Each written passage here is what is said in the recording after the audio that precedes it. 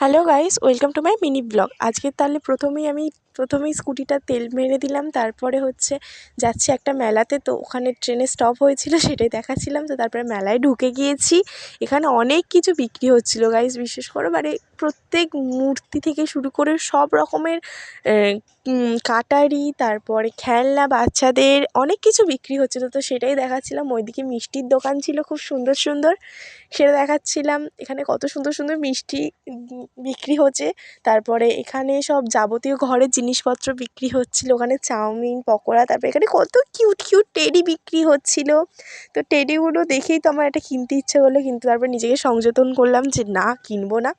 আর প্রচুর ভিড় হয়েছিল এখানটায়। আর তারপরে এখানে কাটারি, তারপরে বঁটি, এইসব না খুব বিক্রি হয়, আর বিশাল কম দামে বিক্রি হয়। তো এটা ঠাকুরটাকে আমি দেখিয়ে নিচ্ছি তোমাদেরকে।